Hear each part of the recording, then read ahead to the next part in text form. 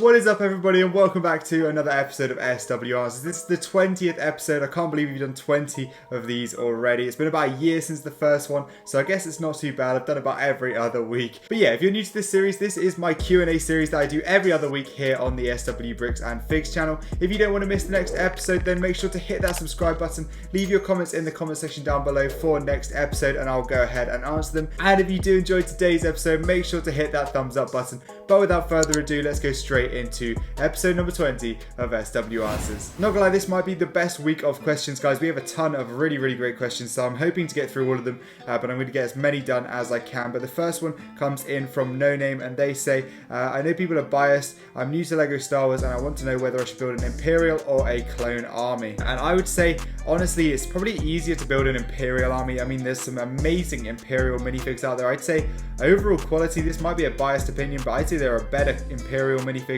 than there are clone minifigs on the whole. I think the Imperials have a load more diversity, a load more newer, really high quality figs. Whereas the clone troopers, where they are awesome, they are a little bit old in some cases, such as some of the old P1s, had loads of other stuff from back in the day. But yeah, I definitely say they're both relatively easy. If you're going to go for blank figs, I mean, if you're just talking about numbers, I'd say they're about the same. If you want to go for blank P1 clones, like the regular Clone Wars ones, you're going to be setting yourself back around $5 a fig. And then a similar sort of story with the Imperials that I buy. I know the 2016 Stormies, I usually go for around $5 or less. Clone troopers such as the P2 clones are crazy prices, so if you're going to be building a clone army, it's definitely easier to do a P1 clone army, but overall I'd say they're pretty similar. But not gonna lie, if you do like the new Stormtrooper mold, I would go with Imperials, because there's a load of new sets that are coming out with that new Stormtrooper mold, and they are relatively cheap, as well as you can always go with the 501st Battle Pack, so there's a good bit of diversity. You can always just build both armies. I think I know the answer to this question, guys, but let me know in the comments, which would you pick if you could only pick clones or Imperials? I'd love to hear your comments. I'd probably have to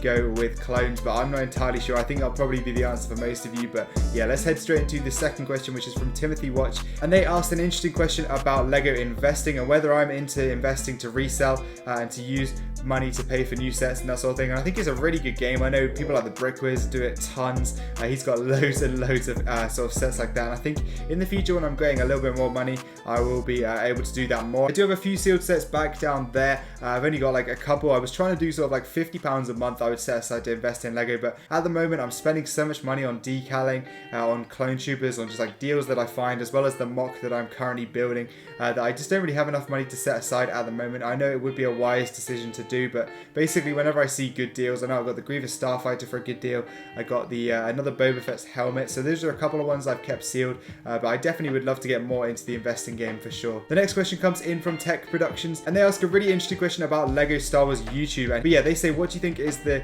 key factors and tips to growing a successful LEGO Star Wars YouTube channel in 2021? And I would say my main points are consistency, pick an upload schedule and just upload on those days. When you're at the start, just upload as much as you can. Don't worry about the quality necessarily. You're going to grow, you're going to learn. Just try and learn on the job. That's my best advice, really. That's what I did. I posted every day for a few months when I first started, just so I could get the hang of it and really learn the ropes. I'd say just try and invest all your time into learning new techniques, new tips, learning what mics are good, what editing software you can use, how you can improve different things, and just improving little bit by bit, and just sort of picking in a certain area, focusing on that, improving that area, and then going on to another area, and just using your spare time just to sort of build up those different areas. I'd also just say, like, keeping up to date on trends and stuff, so obviously building current sets and things that are popular, building mocks around stuff that's popular, and try and be diverse. Try and pick a lane though at the same time. Try and have something different that other people aren't doing. Mainly just picking what you enjoy. I love mock building, so I love making videos about that. That's one of my favorite things to do, and they do really well on the channel, and it's really easy to post stuff when it is enjoyable to you, so I'd say that's one of the most important things for sure. Commando Brick asks an interesting question here, which I think is a very hot topic recently. He says, do I prefer animated, realistic, or 2020 style? So if you don't know the difference, LEGO have gone through a few phases of their different phase 2 figures, as well as phase 1 as well. The animated, so for phase 1, would look like the Clone Wars phase 1. The realistic would look like the ones we've been seeing recently from the 2018 Battle Pack and stuff like that. And then with phase 2, you're looking at like the old 501st Trooper is animated, then the 212th Trooper is a realistic style, and and then the new 2020 style is this 501st clone and the new clone we saw in the gunship. So that's a bit of a brief history for anyone who didn't know, but basically I would 100% go with realistic. If you look at most of my custom clones, I go with realistic style. I absolutely love the realistic style. I think it's the way to go for me. I personally think that's the most aesthetically pleasing. However, I think with the way LEGO are going, they're going to be sticking to the 2020 style from now on. So I think if you're wanting to build up an army in just one style and you haven't got much of the old stuff, I would stick with the 2020 style. But I personally think it would go, for me, you got realistic, 2020, and then animated. So Elias asked a really cool question, and he asked, what is my favorite brick arms weapon? And I have to say, there's an amazing, I think it's an E-Web blaster, I think it's called. It's a big blaster you saw from the Mandalorian season 1 right at the end. They have that big blaster on Navarro. I think that'll be a really cool one. I think it's like $20 or something like that when I've seen it on sale. But yeah, that's a really cool one, hyper detailed, hyper realistic, and it looks amazing. Before we carry on with the video, guys, make sure you leave your questions in the comments for next episode. I really love answering all your questions, so it'd be really awesome if you could leave them in the comments, and smash that subscribe button. We're getting so close to 10k. Literally 2 weeks ago in last video, I literally said we're getting close to 9k, and now it seems like we're getting close to 10k, so thank you so much for the support. But yeah, let's carry on with the questions. We're going to move on to a question from Archie, and he says, if LEGO released a 91st Recon battle pack, would I buy it? This is a yes, 100%. I think if you replace that 91st Recon with any Clone Legion, I am buying it. It's a yes from me, so definitely 100% would buy that. And I think the 91st Recon are a really underrated and cool Clone Legion for sure.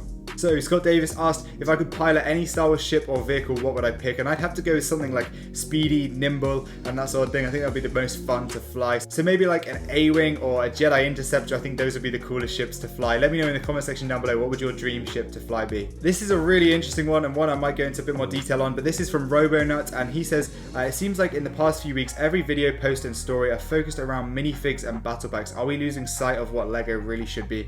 Now, this is an interesting one. I have thought a bit about this. I think personally, there's a big community nowadays which is just purely for minifigs, and maybe that was just something that's not really foreseen by LEGO in the past. Maybe that's not really something that LEGO really should be, but personally, I think it's a really valued part of the community. So maybe not necessarily something that LEGO shouldn't be, if that makes sense. But I do think that a lot of people are focusing less on the builds and more on the actual minifigs. For example, I mean, I'm definitely guilty of it. I built the Mandalorian Starfighter a couple of days ago, and I was so hyped about the minifigs, and then when I actually built the set, I realized how sick of a build it is, and it's a really fun build, and I definitely do enjoy the process of building more than I sort of remember, if that makes sense. So for when I see leaks and stuff, I definitely firstly look at the minifigs, which is definitely not the best idea. I think personally, especially with sets like the gunship, it's a bit of a shame to see everyone focusing and critiquing the minifigs when you have such a gorgeous and amazing build right there with the UCS gunship. I think especially for big sets like UCS sets, it's really important to focus on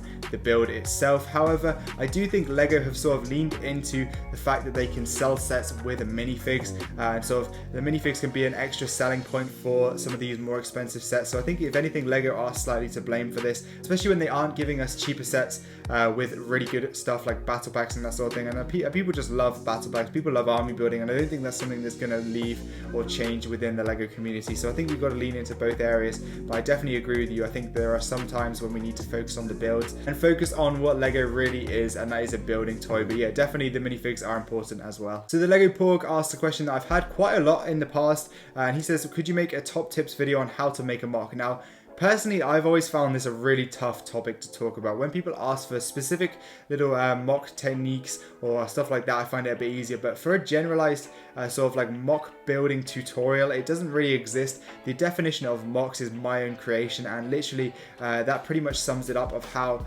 you can sort of like make a mock in any way, shape or form that you would like. I don't think you can really make tutorials or follow tutorials for it. I mean, I certainly have never really followed any tutorials. I personally think that there are some good ones out there for very specific things, like, so for example, like a staircase tutorial or like a snot platform tutorial or something like that, you know, just how to do those sort of intricate details. But for a mock in general, I feel like it's quite hard to do a tutorial for that. With regards to your second question about the crate tutorial part 2, I definitely will be doing that soon. That's the sort of thing I mean. I quite like making those small tutorials for a very specific thing.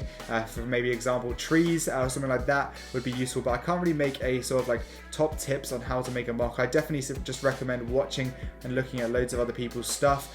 For example, there's been some big conventions recently. Go ahead, have a look at some of the mocks that were made at those conventions, save them on your Instagram, or like take a screenshot or something, and then you can always look back and have a little folder of all these different mocks that you've seen. I mean, I have a ton of mocks, like literally hundreds and hundreds of mocks saved, just if I see one little good technique, and when I'm building I can sort of look back and take inspiration from those other mocks, and I find this really useful. But really interesting one here from Gonk, and he says, do you think LEGO will ever make a Captain HOWZER? Now I really hope they do. I think HOWZER is really awesome. I mean, we've seen some sick clones in the Bad Batch so far. I know a lot of them have just been plain white, but I'd love to see a HOWZER. I'd hopefully not see him in a battle pack. I think hopefully we'd see him in like a $20-$30 set or anything like that, really. Like if there's a good ATT or something like that, you know, we could see a HOWZER slipped into that set for sure. I think it'd be really good. I'd love to see both HOWZER and Grey make an appearance in LEGO form. Then maybe LEGO will make them. I think LEGO would be stupid not to, but you never know really with LEGO at this point. So a bit of a decaling question comes in from Brickman Reviews, and he says, how long does the decal have to sit in the water?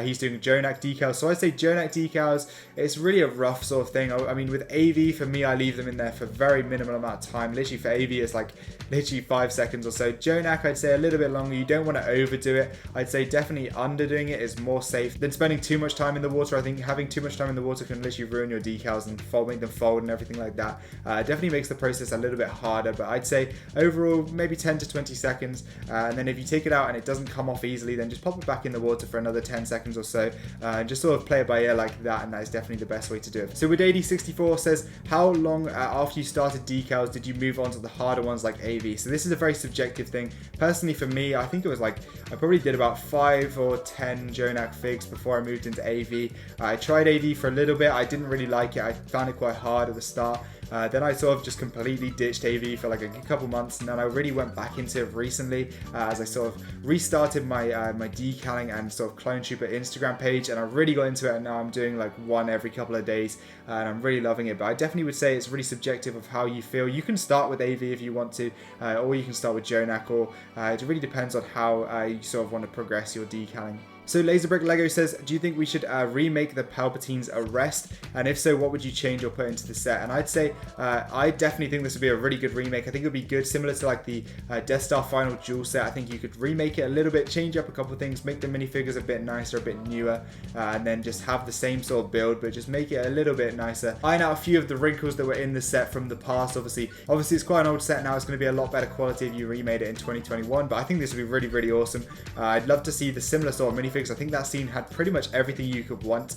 It had Palpatine, it had the 4 Jedi that attack him, as well as Anakin, I believe, as well, and you had the little speeder that Anakin flew over in. So I think, personally, I don't think I'd change much. I think this is a really good set, but I definitely would think that would be an awesome one to see remade in the future. So moving into the final 3 questions, Kevin says, I really want to get some display stands, but shipping is 25 euros on Wicked Bricks.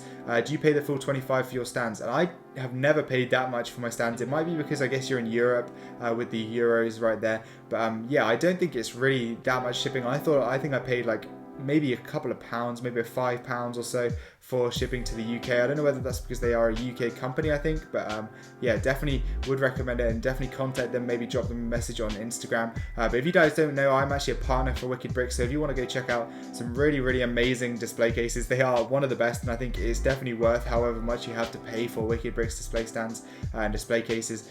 I'll leave my affiliate link down in the description down below. It really help out, but yeah, they're a really good company, and I definitely would recommend them. So Stranger B asked about import taxes and if I had to pay imports on my Republic Bricks video.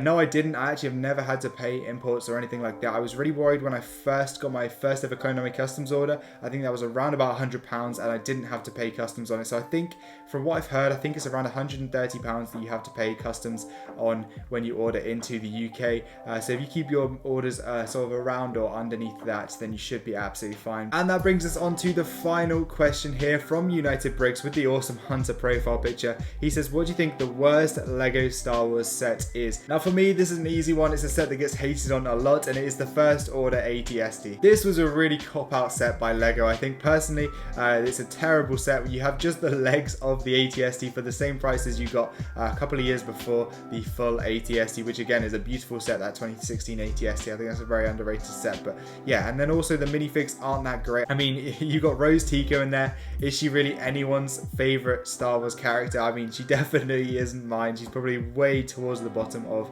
Star Wars characters for me. No offense if you love Rose or the sequels or anything, but personally, it really wasn't one that I would wanted to pick up. I think there's a Phasma in there, which is kind of cool, but other than that, yeah, so it's not a good set for me. Yeah, guys, that brings us to the end of this week's episode of SW Answers. I hope you did enjoy. Make sure to leave your comments and feedback in the comment section down below. If you have anything you want to discuss from this video, make sure to comment it as well. I'd love to hear your sort of feedbacks on some of the things that I've talked about in today's video. As always, smash that thumbs up button and subscribe to the channel. It really does help with the YouTube algorithm and helps me sort of like push the video out to more people and helps to reach all of my subscribers and all the new people as well. So if you are a new person that's seeing this video for the first time, again, come join the channel. Make sure to hit that subscribe button. If you want to go above and beyond to support the channel, make sure to hit that join button and check out my membership options. Obviously, that's not for everyone, so no pressure if you can't. But yeah, thank you guys so much for watching. I hope you have a fantastic rest of your day. I'll see you in the next one. Stay safe.